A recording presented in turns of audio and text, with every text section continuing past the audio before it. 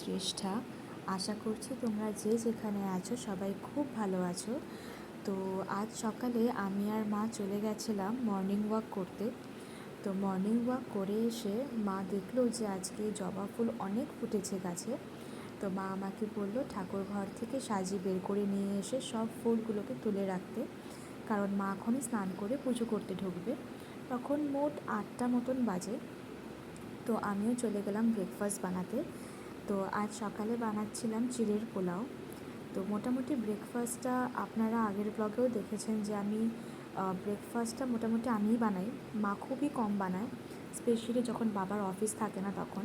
তো যাই হোক, আমি চিড়ের পোলাও বানানোর জন্য আগে কিশমিশ আর বাদামগুলোকে সতে করে নিলাম, আর ওইদিকে আমি চিড়েগুলোকে ভিজিয়ে রেখেছিলাম আর জলটাকে ঝরিয়েও রেখেছি। তো এখানে আমি গরম তেলে, সাদা তেলে আমি আলু আর পেঁয়াজটা দিয়ে হালকা ভাজা করে নিয়ে ওখানটায় নুন, হলুদ গুঁড়ো এসব দিয়ে দিয়েছিলাম। তারপর কিশমিশ আর বাদামটা দিয়ে আমি ওটাকেও নাড়াচাড়া করে নিলাম। তো তারপরে আমি ওই চিড়েটাকে এখানটায় দিয়ে দিলাম। দিয়ে দেওয়ার পরে ভালো করে নাড়াচাড়া করতে হবে, একদম ভাজা ভাজা করতে হবে। তারপরে আমি এখানে ঘি দিয়ে দিই। ঘি দিলে কি হয়, সেন্টটাও সুন্দর হয়, খেতেও ভালো লাগে, মানে স্পেশালি স্মেলটার জন্যে আমি দিই ঘিটা। আর নামানোর আগে হালকা গরম মশলা দিই, তো তাহলে আরও বেশি ভালো লাগে, সেন্টটাও ভালো হয়। তো যাই হোক, এখানটা আমার অলমোস্ট চিড়ের পোলাও ডান। তারপরে আমি চলে গেছিলাম স্নান করতে। স্নান করে ঠাকুর ঘরে ঢুকে তারপরে আমি এসেছিলাম ওপরে। দেখতেই পারছো ওয়েদারটা ভীষণ সুন্দর, তো তাই ভাবলাম যে একটু উপরে যাই। তখন ঠান্ডাও লাগছিলো হালকা।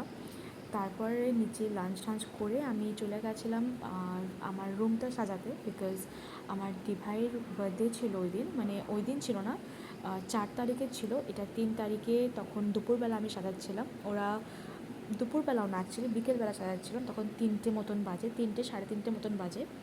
তো দিভাইরা আসবে 6:30 7-এর ওদিকে। তো রাত্রে সেভাবে করে সাজিয়ে আর সময় হবে না, তাই ভাবছিলাম আমি সব কিছু রেডি করে রাখি, একদম 12টার দিকে ওকে সারপ্রাইজটা দেবো।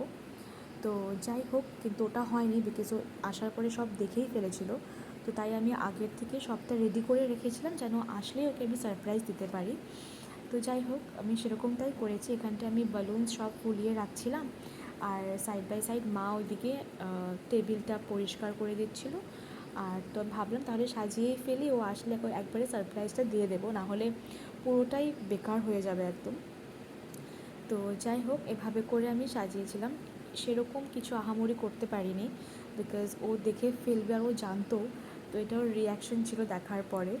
তো ওর খুব ভালো লেগেছে, মানে ও ভাবতে পারেনি আমি এতটা করব বলে। Simply বালুনস, cake, that's it. But এত কিছু করবো, এত কিছু মানে কি, জাস্ট ওই লাইটসগুলো লাগানো বা এভাবে করে সাজানোটাও ভাবতে পারিনি। তো যাই হোক, তো টুকটাক অল্প স্বল্প সাজিয়েছিলাম, তো ওটাও ওর খুব ভালো লেগেছিলো।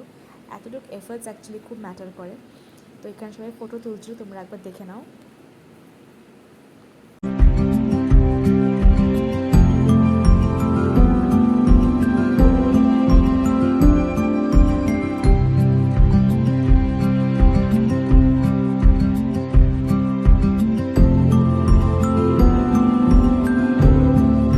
তো যাই হোক, বার্থডে কমপ্লিট। তো তারপর মা বানিয়েছিল লুচি, এগ কারি, ঘুগনি, পনিরের তরকারি আর কেক। তো এইসব খাওয়া দাওয়া করার পরে পেট পুরো ফুল ছিল সবারই। তো তারপর আর ক্লিপস নেওয়া হয়নি। এটা হচ্ছে পরের দিন। তো পরের দিন সকাল তখন 9:30 বা 10 হবে। আমি আর দিভাই বাইরে এসেছিলাম, দেখছি এত সুন্দর রৌদ্র উঠেছে আর এত ভালো লাগছিল বাগানটা। আমি দিভাইকে ওটাই বলছিলাম যে সকালে উঠে খুব ভালো লাগে এই জায়গাটা দেখতে। তারপর আমি কিচেনে চলে গেছিলাম, দেখছিলাম মা কি বানাচ্ছিল আজকে। তো মা এখানটায় মাছ ভেজে নিচ্ছিল, মাছ দিয়ে সর্ষে দিয়ে কী একটা করবে। আর এখানটা মা বানিয়েছিল পায়েস দিভাইয়ের জন্য স্পেশালি। তো যাই হোক, সবাই কাজে কাজে ব্যস্ত নিজের। তো আমি ভাবলাম তাহলে আমি এই ঘরটাকে গুছিয়ে নিই। তো আমি ঘরটাকে গুছাচ্ছিলাম, আর ওইদিকে দিভাই স্নান করে ও ঠাকুর ঘরে ঢুকেছিল। তো যাই হোক, সবাই সবার কাজে ব্যস্ত ছিল, বাবাও কিবা কিবা কাজ করছিল।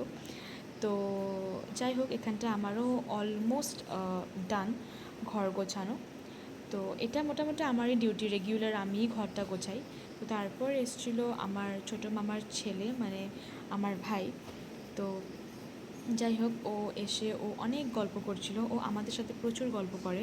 ওর খেলাধুলো কিছু ভালো লাগে না, ও খালি আমাদের সাথে গল্পই করতে ভালোবাসে। তো তারপর এটা দুপুরের দিকে, দুপুরে আজকে মা বানিয়েছিল ভাত, ডাল, আলু ভাজা, বাকি তোমরা জানোই মাছ দিয়ে সর্ষে আর মাংস ছিলই। তো যাই হোক, ওইসব খাওয়া দাওয়া করার পরে ডিরেক্টলি বিকেলের আমরা সবাই মিলে বসে গল্প করছিলাম। সবাই বলতে আমি, মা, বাবা, দি ভাই আর জিজু। তো যাই হোক, এখানটায় গল্প করার পরে আমরা রাতে আর ভাত খাইনি। তো আমরা খেয়েছিলাম পরোটা, সবজি আর কেক তো ছিলই। যাই হোক, আর দ্যাটস ইট। তারপর রাত্রে বাইরে এসেছিলাম অল্প হাঁটতে। That's it, good night.